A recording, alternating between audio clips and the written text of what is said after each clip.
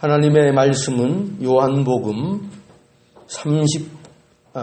6장 30절로 35절까지 말씀입니다.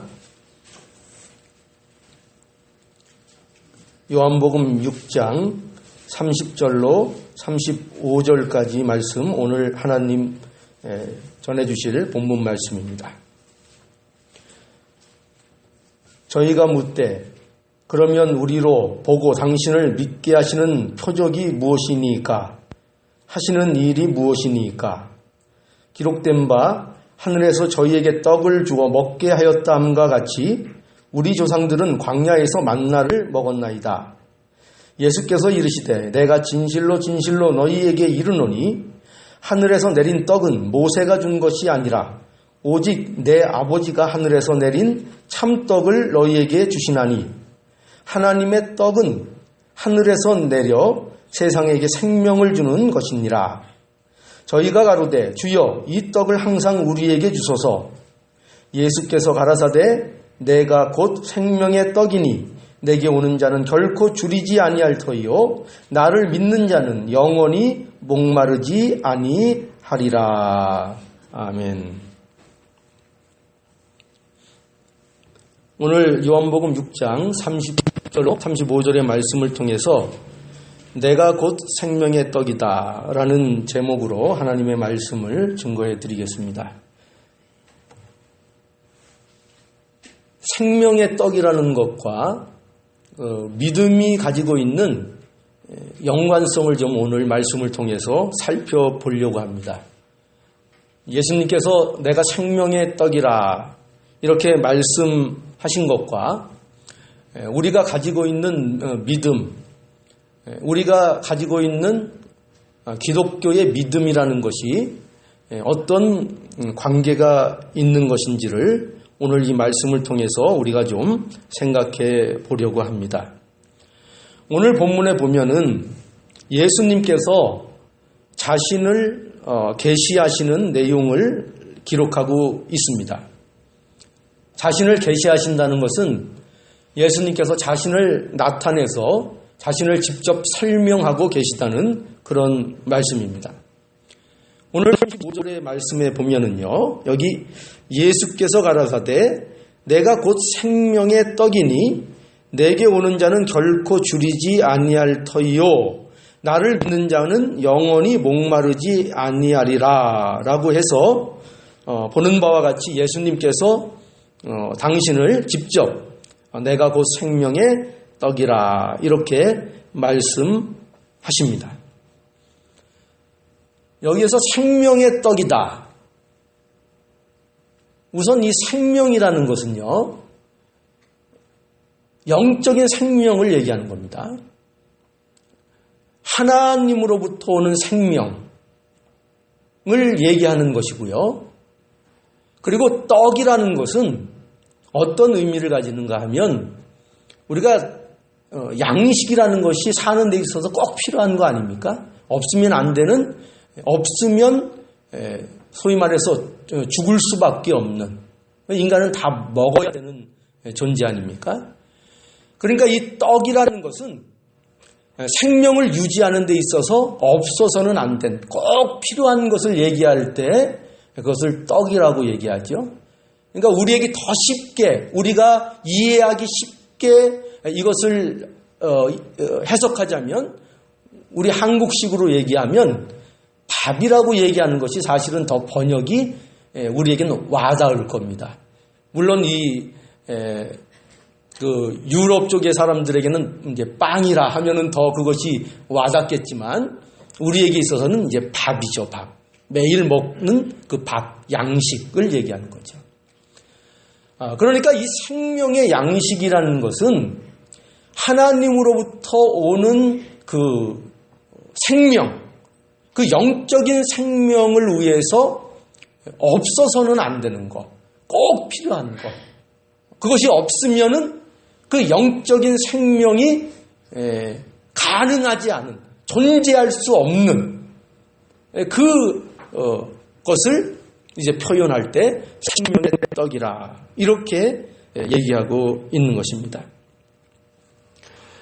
그래서 여기 예수님께서 말씀하신 내가 생명의 떡이다, 내가 곧 생명의 떡이다 라는 이 말씀은 이런 말씀인 거예요. 내가 너희의 영원한 생명을 위해서 필요한 존재다 이 말이죠. 이게 예수님께서 하시는 말씀입니다.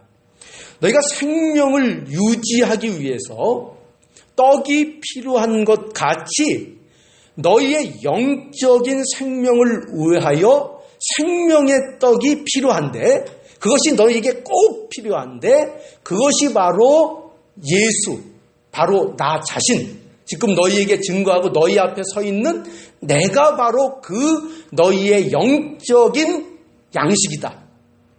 이렇게 예수님께서 자신을 직접 증거하고 있는 것입니다. 이 내가 생명의 떡이다 라고 하는 이 말씀은요, 굉장히 중요한 말씀이에요. 우리는 이것이 늘 듣는 이야기일지 모르지만 사실 이것처럼 믿음이 무언가, 우리가 믿고 있는 믿음이 무언가를 잘 설명하는 그런 말씀도 없는 것이고요. 예수님이 누구신가를 가르쳐주는 중요한 여러 가지 말씀들이 있는데 이 말씀처럼 또 정확하고 예수님에 대하여 자신을 잘 드러내는 말씀도 없습니다. 내가 곧 생명의 떡이다. 그래서 이 6장 이 말씀 보면요, 이 6장에 보면 이 6장이 유독 길게 지금 설명되어 있지 않습니까? 그런데 이 6장의 이 긴 모든 내용이 초점이 어디에 있는가 하면 바로 예수가 생명의 떡이시다라는 것에 모든 기록에 초점이 있어요. 우리가 앞서 본 오병이어의 이적은 어떨 것 같습니까? 오병이어의 이적의 사건을 이 6장에도 기록하고 있는데 그거는 그 내용의 핵심이 뭐죠? 우리 배운 거 기억하시죠? 그 오병이어의 이적의 핵심은 이거예요. 바로 예수님이 너희가 먹어야 할 떡이라 이 말이에요. 너희가 보기에 초라해 보이는 오병이어와 같은 존재, 오병이어는 그거는 많은 인원을 도무지 먹일 수 없는 그런 초라한 것이라고요. 세상이 볼 때. 그런데 그 초라하게 보이는 그 오병이어로 거의 2만 명이 되는 실제적인 인원을 풍족하게 먹이셨다는 얘기죠. 그것을 통해서 바로 예수 그리스도, 세상이 보기에는 초라해 보이는 그 예수님이 너희를 영적으로 풍족해 하시는, 모든 인류를 영적으로 만족해 하시는 그 예수님, 그 떡, 그것을 이 오병이어가 설명하고 있는 거예요. 그뿐만 아니라 그 뒤에 나오는 물 위로 걸어오신 예수님 사건이 있었죠? 그것도 같은 맥락에서 기록하고 있는 거예요. 뭐냐면 예수가 함께하지 않으면 우리는 우리 인생, 인간의 본질적인 문제를 완성할 수 없다는 거예요. 그래서 그 예수님이 물 위를 걸어서 제자들에게 온 그 사건 끝에 뭐가 기록되어 있다 그랬죠? 예수님께서 배에 오르시자 그 배가 그 도착지에 다다랐다는 것을 강조했다 그랬죠. 그 이유가 뭐라고요? 바로 예수님께서 함께 하실 때에만 인간이 그 본질적인 문제를 해결받을 수 있고 인간이 가야 할 궁극적인 도착지를 예수가 함께 할 때만 그곳에 이르를 수 있다. 인간은 하나님이 함께 하심으로, 예수 그리스도가 함께 하심으로 그의 본질의 문제를 완성할 수 있는 존재다 라는 것을 가르쳐 주시는 것이 이 무리를 걸어서 오신 예수님의 이야기 속에 담긴 중요한 메시지인 것입니다. 그러니까 여기서 설명하는 예수님은 인간에게 있어서 본질적으로 꼭 필요한 존재인 것을 강조하고 있는 거죠. 그죠? 왜? 예수님이 함께 하지 아니하시면 우리의 목적지에 도달할 수 없으니까. 그러니까 그 일을 위해서는 꼭 필요한 존재 예수. 인간의 주림, 영적인 모든 주린 것들을 먹이시기 위하여 그가 초라한 모습으로 이 세상에 계셨지만 그러나 그는 영적으로 모든 자들을 만족시켜주고 그 양식이 되어주시는 그 예수. 오병이어의 이적. 그거를 설명하고 계신 거예요. 그리고 나서 이제 그 오병이어의 이적 때문에 예수를 찾는 무리들을 향하여 이제 예수님께서 너희는 뭐라 그러셨어요? 썩는 양식을 위해서 일하지 말라. 그 썩는 양식이 뭐라 그러고 제가 말씀드렸죠? 썩는 양식은 예수를 이렇게 열심히 찾는데 모양으로는 그들이 예수를 찾는 목적이 뭐라고요? 전부 다 예수 자체에 있지 않고 자기들의 이익과 자기 만족과 자기 배부름과 자기 유익을 위하여 예수를 열심히 찾아다니는 그들의 그 행위 자체를 보고 예수님께서 너희들 썩는 양식을 위하여 일하지 말라. 그러면 영생하도록 있는 양식이 뭐냐? 바로 하나님이 보내신 자 예수 그리스도를 믿는 것이다.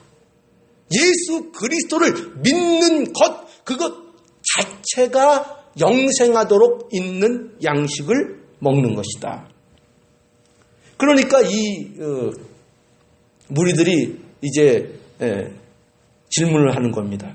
그 질문에 이제 오늘 대답하시는 것이 그러면 예수님 당신을 믿는 게 과연 뭡니까? 이렇게 이제 질문을 하고 거기에 대해서 이제 30절부터 이제 그거에 대한 예수님이 답변을 하시면서 하시는 결론의 말씀이 뭐냐? 내가 곧 생명의 떡이다.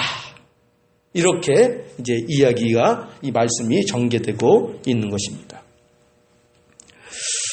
그러니까 이 6장 전체의 그 주제를 봐서 우리가 알 수 있듯이 이 예수님이 생명의 떡이라 이러는 이 사실이 얼마나 우리의 신앙생활에 있어서 중요한 것인지를 모른다는 것입니다.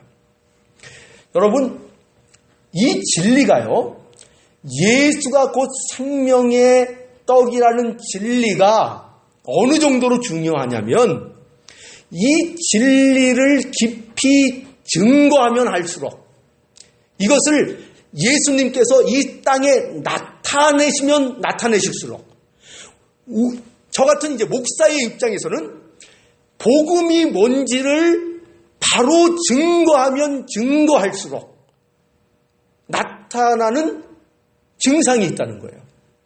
그게 뭐냐면 여기 보는 바와 같이 그 66절에 보면 이런 말씀이 있어요. 요한복음 6장 66절. 이제 이러한 설명들이 깊어지자 어떠한 결과가 나오는가 하면 66절 한번 읽어보겠습니다. 이러므로 제자 중에 많이 물러가고 다시 그와 함께 다니지 아니하더라. 놀랍죠? 우리가 예수를 사랑하는 이 사람들의 입장에서는 복음이 증거되고 예수 그리스도가 바로 떡이라 생명의 떡이시라는 이 진리가 밝혀지면 밝혀질수록 그러면 모든 사람들이 그 진리에 환호성을 하고 그 진리를 사모하고 예수님께 더욱더 가까이 나올 것 같은데 그렇지 않다는 거예요. 그렇지 않고 어떤 게 나타나냐면 오히려 그 일로 인하여 이게 뭔 얘기냐. 그 60절에도 보세요. 제자들 중 여럿이 듣고 말하되 이 말씀은 어렵도다. 누가 들을 수 있느냐. 이렇게 얘기하고 많은 그렇게 열정적으로 예수를 찾고 따라다니고 했던 그 많은 제자들 중에 대부분이 예수님을 떠나갔어요. 그리고 다시는 어떻게 했다고요? 예수님을 찾지 않았어요. 이만큼 이 진리가 심각한 진리이며 중요한 진리라는 거예요. 우리는 그저 이것이 아무렇지도 않게 이렇게 얘기할 때가 많잖아요. 예수님이 생명의 떡인 거 그거 당연한 거 아니야? 그거 모르는 사람이 누가 있어? 그런데 놀라운 것은 이 진리가 이렇게 과연 참으로 그들이 하나님을 믿는 자들이냐, 아니면 그저 단지 호기심 때문에, 아니면 자기의 유익 때문에 예수의 이름을 거론하는 자들이냐라는 것이 이 예수가 곧 생명의 떡이라는 이 진리 가운데서 드러난다는 거예요. 여기에서 드러난다는 거예요. 과연 우리가 이 진리를 잘 이해하고 이 진리를 보고 이 신앙을 바로 갖고 있는가? 우리가 곰곰이 우리에게 심각하게 생각할 것을 이 본문이 요구하고 있는 것입니다. 여기 보세요. 이러한 예수님의 자기 계시, 내가 곧 생명의 떡이라 하는 이 말씀에서 아주 중요하게 생각해야 될 것은 또 이겁니다. 뭐냐면 예수님께서 여기 자신이 곧 생명의 떡이라 이렇게 말씀하셨다는 거예요. 이게 아무 별로 심각한 얘기 같지 않죠? 이 얘기는 뭐냐면 우리가 가진 신앙이라는 것이, 기독교 신앙이라는 것이 궁극적으로 뭐냐 할 때 바로 이거예요. 우리의 믿음은, 우리의 신앙은 그 모든 것이 예수께에만 초점이 맞춰져 있어야 그게 정상적인 신앙이라는 거예요. 예수께만. 이게 무슨 말씀인가 하면 예수님이 계시고 예수님께서 내가 생명의 떡이다 하는 이 말씀은 이거예요. 예수님이 계시고 그리고 예수님께서 주시는 어떤 생명의 떡이라는 것이 따로 있지 않다는 거예요. 그러니까 우리는 그렇게 생각할 수가 있어. 예수님은 계시고 예수님이 또 우리에게 무슨 그 생명의 떡이라는 것을 또 이렇게 따로 주셔서 그거를 우리가 받으면 그러면 우리가 생명을 얻나 보다 이렇게 생각할 수 있다는 거예요. 그러나 이 표현에도 분명히 볼 수 있는 바와 같이 예수님이 바로 생명의 떡이다. 예수님 자체가 생명의 떡이라는 것을 말씀하고 있는 것입니다. 그러니까 예수님 그분이 바로 생명이고 예수님이 그로부터만 영원한 생명이 나온다는 것을 얘기하고 있는 것이죠. 그러므로 우리의 신앙생활이라는 것은 어디에만 집중돼야 된다고요? 예수님 그 자체에만 집중돼야 그것을 기독교의 신앙이라고 말하는 것입니다.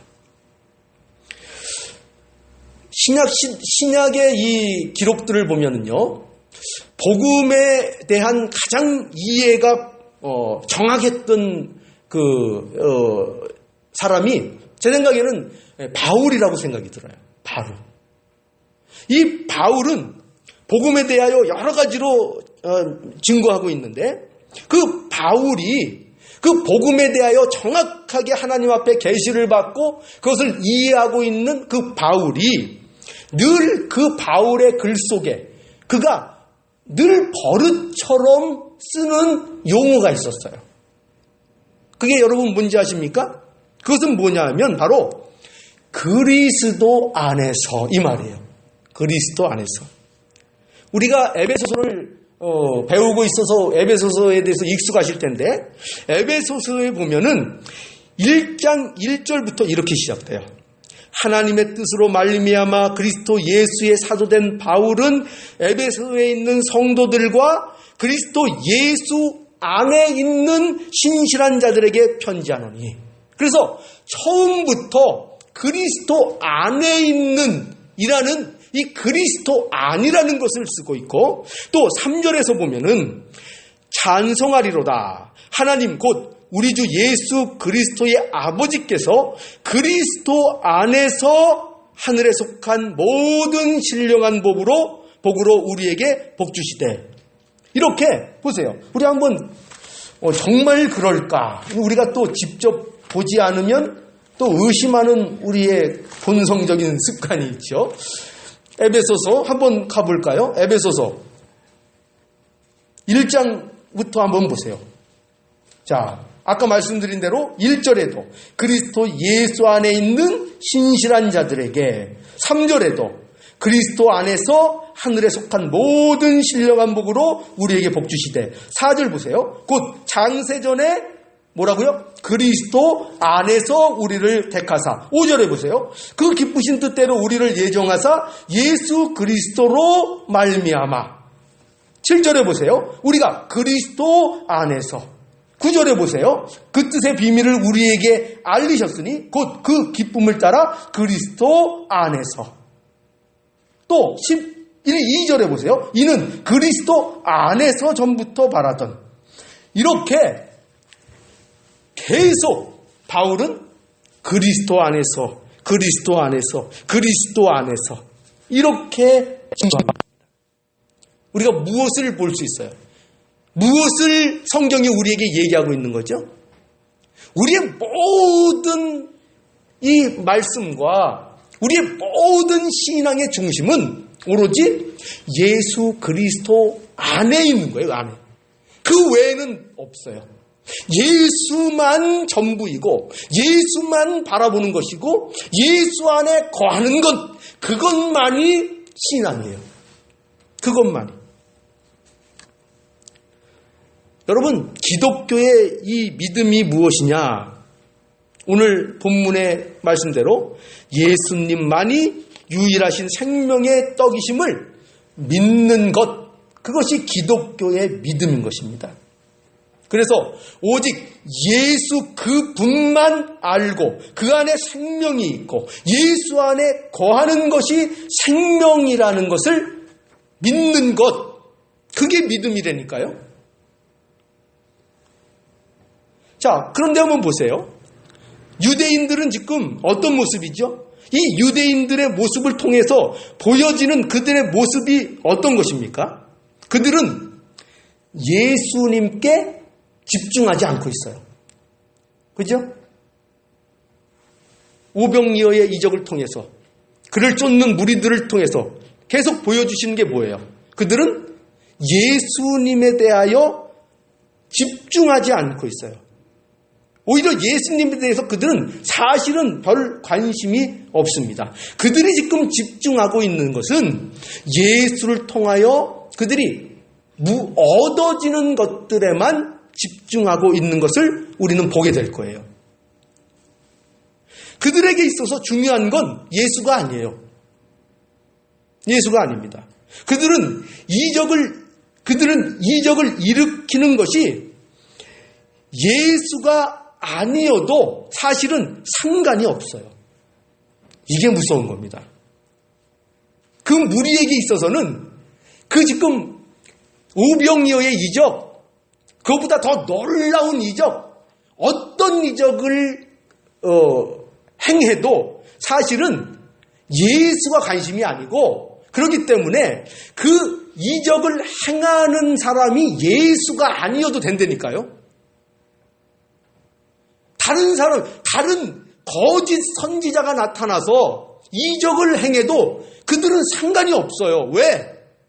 그들이 뭐라고요?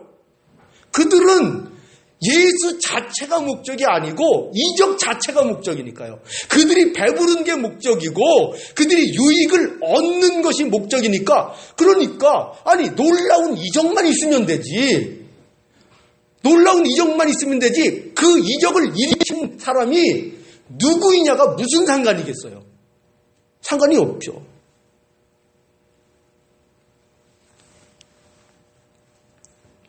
이 사실을 이 본문들이 우리에게 보여줍니다. 그러나 이 무리들이 가장 필요한 것은 뭘까요? 그들은 사실 그런 이적이 필요한 게 아니에요. 그죠? 그 먹을 게 필요한 게 사실 아니에요.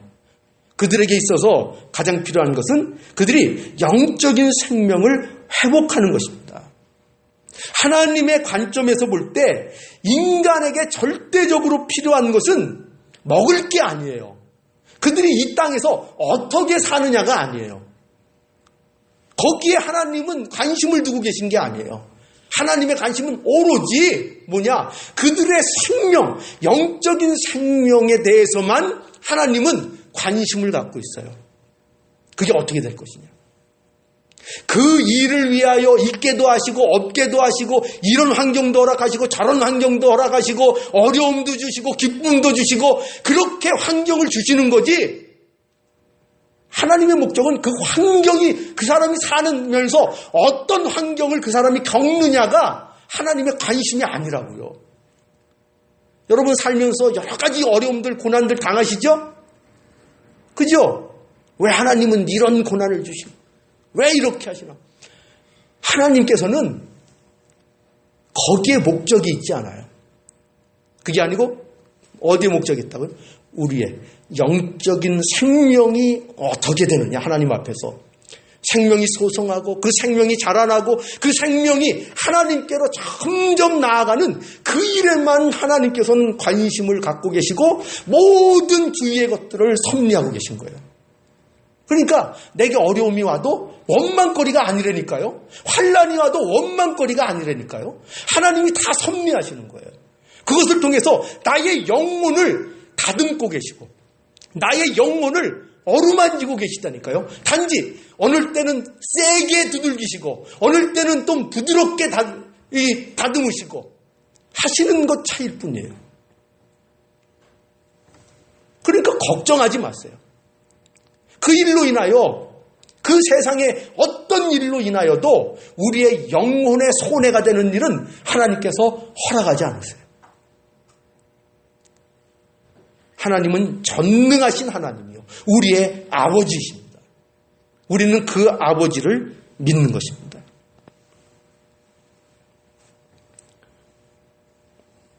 우리 신자의 사는 길은요, 오로지 예수님만 필요한 것입니다. 예수님만 보아야 하는 것입니다. 여러분, 진실한 믿음을 갖게 되면요, 오로지 예수님밖에는 안 보여요. 여러분 사랑을 해보셨죠? 사랑을 해보신 분 한번 손 한번 들어보지 마시고 마음속으로만 이렇게 거수를 해보세요. 어휴, 거의 다 드셨네요. 사랑을 해보면 우리가 알아요. 사랑을 해보면 그 사람 자체밖에 안 보여요. 이제 나중에 정신 차리고 나면 여러 가지들이 보이죠. 그래서 속았느니 뭐 이런 말씀들 하시잖아요. 그죠? 저도 가끔 제 집사람한테 그 얘기를 들어요. 연애할 때는 몰랐대요. 제가 키가 이렇게 작은지. 엄청 큰 줄 알았대요. 한 180이 넘는 줄 알았다는 거야. 근데 그거를 아는 게 결혼하고 한 10년을 지나서 알았어요. 말이 돼요? 네? 10년이 지나서. 사랑하면요, 그 자체만 좋아요. 이 사람의 환경이 어떤지, 그 사람의 주위에 뭐가 붙었는지, 뭐 시동생들이 많은지, 그 시부모가 어떤지 안 보여요. 그 사람만 보여요. 우리의 신앙이 그렇기를 원하시는 거예요. 하나님께서. 예수님만 바라보는 것이 신앙이에요. 예수님. 여러분, 오늘 이 무리들의 그 믿음을 구하는 그들의 모습을 보면요, 우리가 갖지 말아야 될 아주 치명적인 오해를 그들이 갖고 있다는 것을 보게 됩니다. 그게 뭐냐면요, 그 30절에서 31절을 한번 볼까요? 여기 보면 저희가 묻되 그러면 우리로 보고 당신을 믿게 행하시는 표적이 무엇이니까? 하시는 일이 무엇이니까? 기록된 바 하늘에서 저희에게 떡을 주어 먹게 하였다함과 같이 우리 조상들은 광야에서 만나를 먹었나이다 라고 얘기해요. 이 무리들이요, 예수님께. 이 무리들은 우리가 잘 아는 대로 누군가 하면 오병이어의 이적을 통해서 예수님을 왕으로 삼으려고 그렇게 예수님을 찾고 따르던 그런 무리들이었어요. 그 무리들에 대해서 예수님께서 너희는 나를 찾는 것이 표적 때문에, 즉 나를 알아서 따르는 것이 아니고 떡을 먹고 배부른 까닭이라고 말씀하셔요. 그리고 너희는 썩는 양식을 위해서 일하지 말고 썩지 않는 양식을 위해서 일하라 라고 말씀하시면서 그것이 곧 나를 믿는 것이다 라고 말씀해 주세요. 그때 이 무리들이 이제 이렇게 저희가 묻되 하면서 묻는 것입니다. 그러면 예수님 당신을 믿으라고 하는데 믿을 만한 표적을 보여주십시오.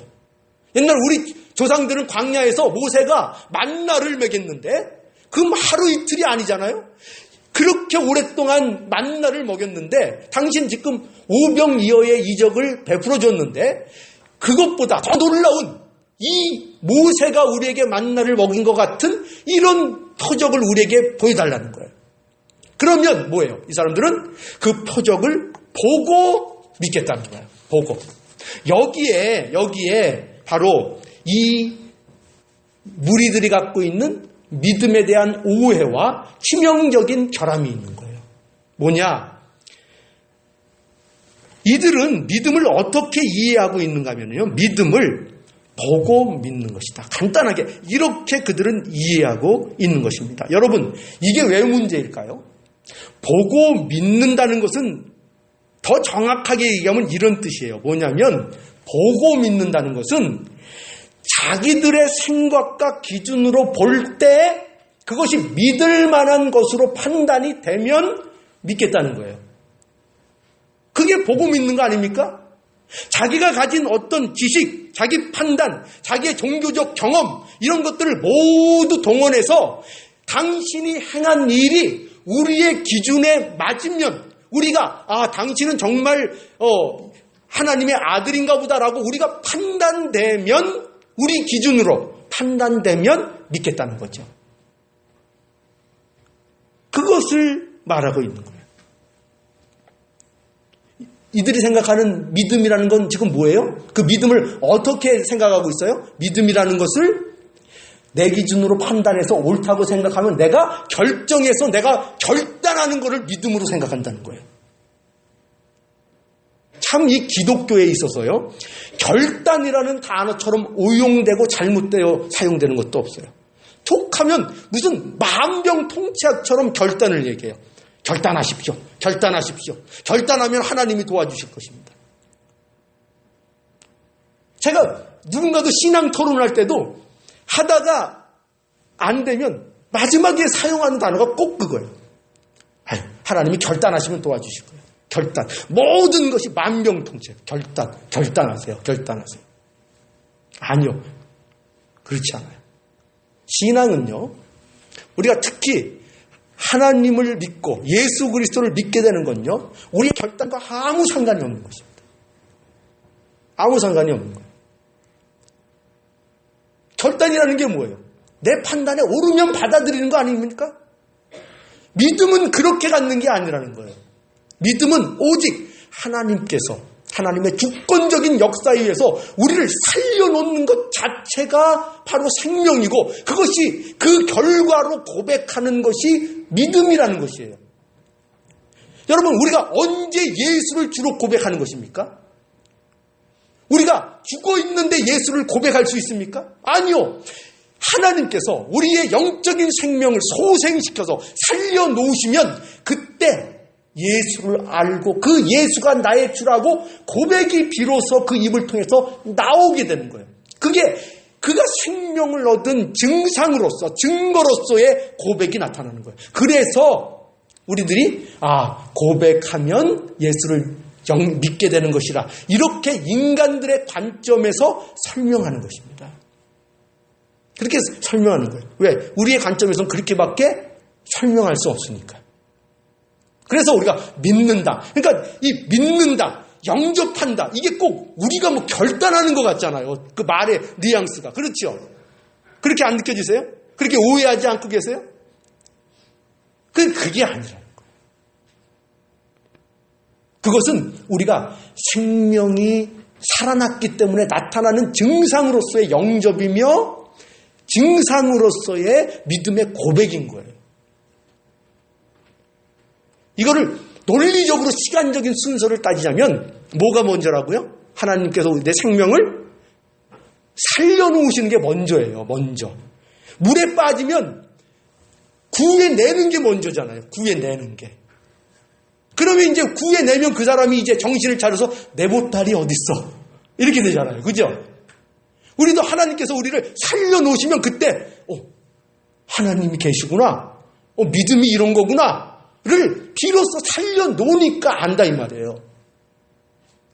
살려놓으니까. 그러니까 믿음이라는 것은요. 자기 판단에 결정해서 자기 기준에 맞으면 결정하는 것이 믿음이 아니에요. 이거를 분명히 정리하고 알고 계셔야 됩니다. 고린도전서 1장 22절로 24절에 보면 유대인들은 표적을 구하고 헬라인들은 지혜를 찾으나 우리는 십자가에 못 박힌 그리스도를 전하니 유대인에게는 꺼리끼는 것이요 이방인에게는 미련한 것이로되 오직 부르심을 입은 자들에게는 유대인이나 헬라인이나 그리스도는 하나님의 능력이요 하나님의 지혜니라. 여기 보면은요 유대인들은 뭘 구한다고요? 그들은 표적을 구해요. 이 말이 뭐냐면 그들은 신앙적으로 표적을 봐야 믿겠다는 사상을 갖고 있어요. 또 헬라인들은 어떠냐? 이방인들은 그들은 지혜를 숭상해요. 그래서 이해가 가야 믿겠다는 사람들이에요. 이해가 가야. 자, 오늘 주제와 관련해서 해석하면 어떻습니까? 유대인들은 표적을 통해서 믿음이라는 것을 얻으려고 하고 헬라인들은 자기들이 가진 지식을 통해서 믿음이라는 것을 가지려고 한다는 것입니다. 이와 같이 표적이나 세상 지혜로 예수님을 보고 이해하려고 한다면 예수님은 어떻게 된다는 거예요? 예수님은 어떤 존재가 된다는 거예요? 표적 보고 믿겠다. 이성적으로 따져서 이해가 되면 믿겠다라고 예수를 생각하면 그 예수는 어떤 사람이 어떤 분이 된다고요? 그 얘기하고 있잖아요. 유대인에게는 꺼리끼는 것이요. 그죠? 헬라인에게는 미련한 것이다. 그들은 그런 자기 기준을 가지고 보기 때문에 예수를 그렇게밖에 판단할 수 없는 거예요. 그들은 참된 믿음을 가질 수 없는 것입니다. 오직 오직 누구만이 그를 하나님의 능력이 하나님의 지혜로 알 수 있다고요? 누구만이? 여기 나와 있잖아요. 오직 부르심을 입은 자들만이. 그죠? 부르심을 입었다는 게 뭐예요? 부르심을 당했다는 거죠. 불러내심을 당했다는 거죠. 내가 당한 거예요. 수동적이에요. 내가 능동적인 주체가 아니에요. 내가 결단하고 내가 잡고 한 게 아니고 내가 부르심을 당한 거예요. 당한 거. 이것이 믿음이에요. 하나님으로부터 부르심을 받은 거예요. 바로 이러한 믿음을 우리에게 갖기를 원하시고 계신 것입니다.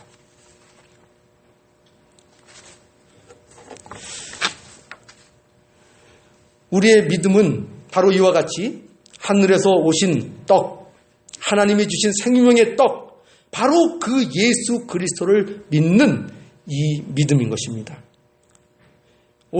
예수님만이 우리에게 생명의 떡이 되어주시며 예수님만으로만 우리가 생명을 얻을 수 있고 예수님만으로만 우리가 어떻게 될 수 있죠? 자라날 수 있고 예수님만으로만 우리가 영적인 만족을 누릴 수 있습니다. 여러분 이 사실을 마음에 믿으십니까? 믿으시면 여러분들은 하나님의 자녀인 것입니다. 복받은 자들인 것입니다. 이것을 우리가 꼭 명심하시고 하나님의 여러분의 복주심을 기억하고 하나님 앞에 감사하는 생명의 이 떡을 늘 삶 속에서 하나님이 주시는 떡으로 먹는 이 삶이 이어지기를 간절히 원합니다. Okay, let's read the Bible, John's Gospel, 6, chapter